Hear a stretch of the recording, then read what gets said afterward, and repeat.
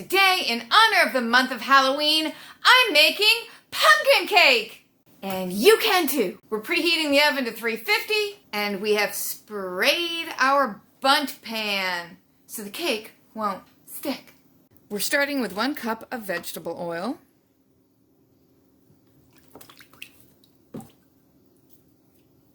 3 eggs,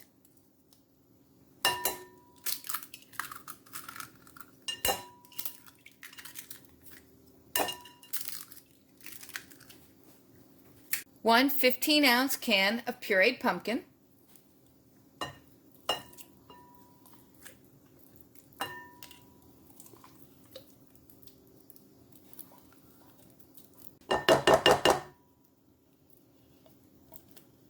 and a teaspoon of vanilla. And yes, I'm using fake vanilla extract. Then you just blend your wet ingredients together.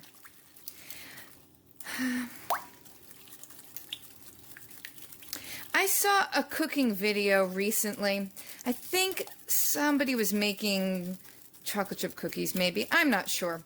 But the baker was slamming another YouTube baker for using imitation vanilla instead of real vanilla. And I hate that kind of elitist stuff. If you can afford real vanilla, if you want gourmet organic vanilla, good for you. That's fantastic. You do it. You do that fancy vanilla. But if you can't afford it, you shouldn't feel ashamed in any way of buying the imitation stuff. This is 99 cents. See, it's a lot cheaper. I go through a lot of vanilla. I don't need to use the fancy real vanilla. I have some. I've used it for other things recently, but I use a lot of vanilla in smoothies, and I just don't need to waste the real vanilla on smoothies, and I don't need to waste the real vanilla on this particular pumpkin cake. I think the imitation vanilla is fine. So don't be elitist and snotty in your use of ingredients and your thoughts about ingredients. You know what? Not everybody has money to burn, but people might want to make a cake or some cookies from scratch, and you know what? It's okay to use the imitation stuff. Okay, now for the dry ingredients. The recipe calls for 2½ cups of flour.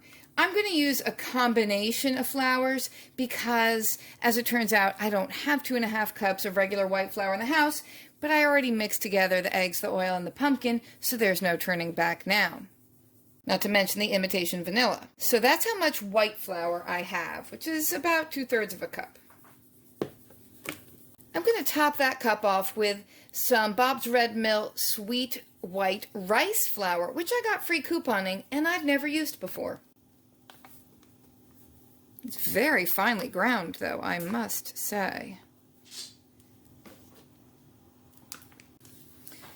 Oops. Then I'm going to put in a cup of oats and ½ cup of barley flour.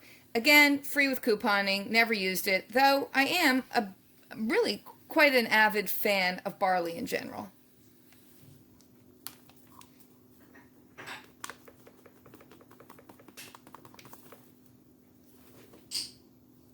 The recipe also calls for 2½ cups of sugar, but I just feel like that's too much. So I'm just going to do 2 cups of sugar. Yeah, I've never made this recipe before, so who am I to say that was too much? But, I don't know. As much sugar as flour, it just seems like a lot. We'll add in a teaspoon of baking soda, a teaspoon of cinnamon,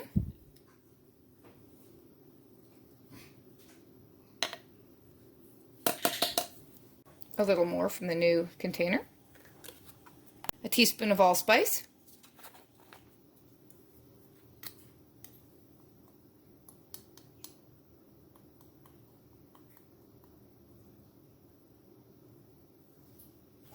a teaspoon of nutmeg, which I'm going to grind fresh with my little nutmeg nut.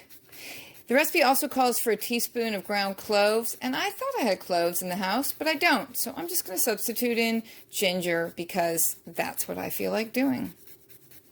And it's my cake, and I can do what I want with it. But in case you ever want to make it, cloves. That's what the recipe really calls for.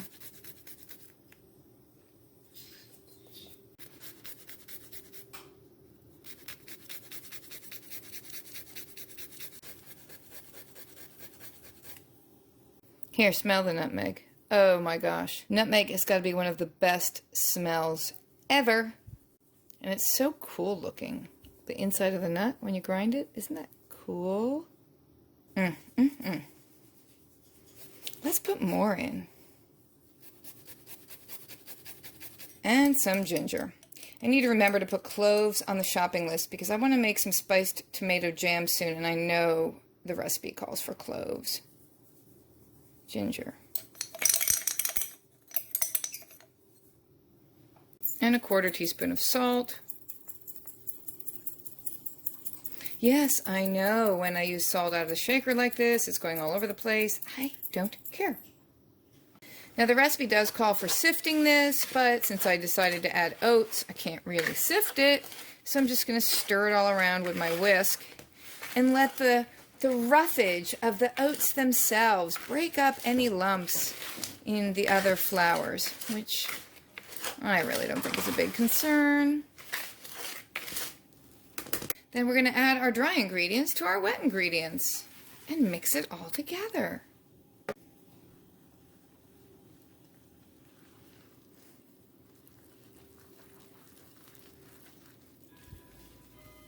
A cup of chopped walnuts is an optional ingredient, and normally I would opt to add the walnuts, and I actually do have a lot of walnuts on hand right now, but I don't think my kids are that wild about walnuts, and I want them to enjoy this cake, so this go around, since I'm already doing all sorts of weird things with the flours, I'll just keep the walnuts out.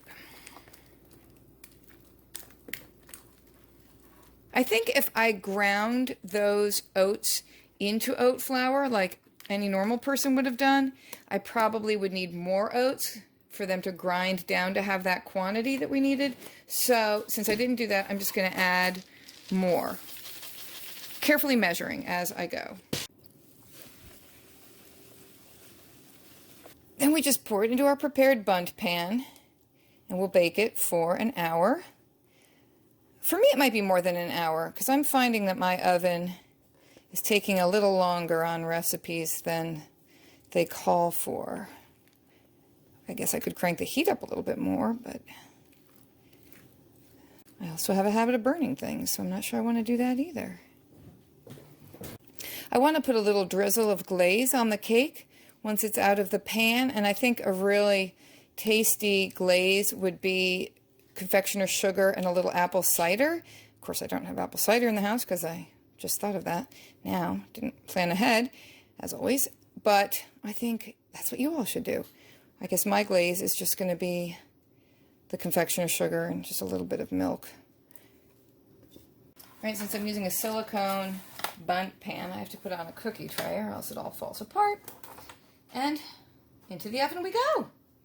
All right, here's the pumpkin cake after over an hour and 10 minutes in the oven. I don't know how long exactly. I set the timer for an hour and 10 minutes, and it had run its course by the time I wandered back into the kitchen to check, so I'm not quite sure how long it baked. But it looks finished, so let's get it out of the bundt pan, even though it's still a little bit warm. It's been sitting on the counter for hours.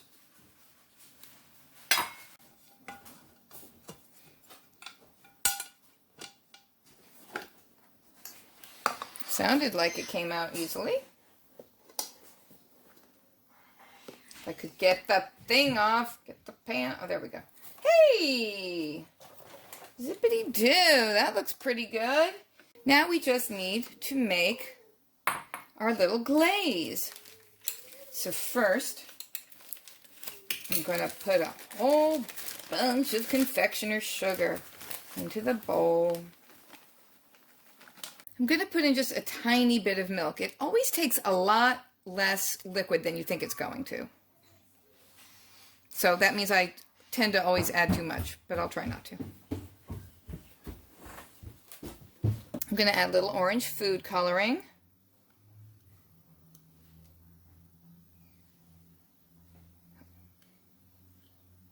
And I actually want to add some cinnamon to the glaze because I think that would just give it a nicer, more interesting flavor. Especially since I didn't have the cloves to put in the cake. Give that a little stir and add more milk if we need to. Of course we need to.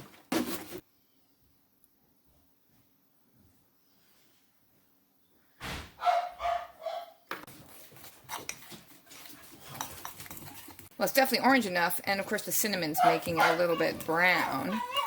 Add a little bit more sugar back in. I'm going to stir it with a whisk because my glaze seems lumpy. I think this would be really amazing if I'd had apple cider to be the liquid for the glaze, especially with the cinnamon. But another thing to add to the list. Orange juice might have been a good alternative.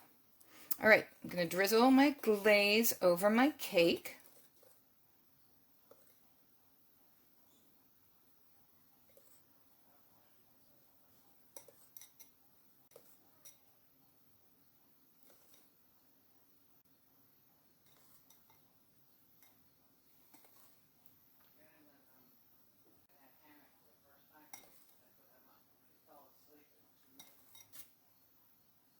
There's nothing that says, remember the 1970s, like a good old bundt cake.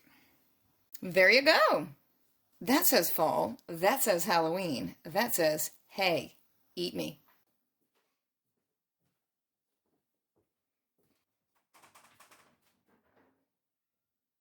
All right, Coach, you want to try the cake? Yeah. I'll just give you a little piece since we're about to have dinner. 3, 2, 1. This is amazing. What's it taste like? Can you guess what kind of cake it is? Banana bread? It is neither of those things. Pumpkin? Yeah, it's pumpkin cake. Pumpkin spice? It's got spices in it, yeah. Cinnamon and allspice and things like that. So you guys like it? Mm-hmm. Yay! All right, I guess it was a success. Thanks for watching, everybody. We'll see you next time here in the Frugal Kitchen. Bye-bye. Bye. Doesn't that look spooky?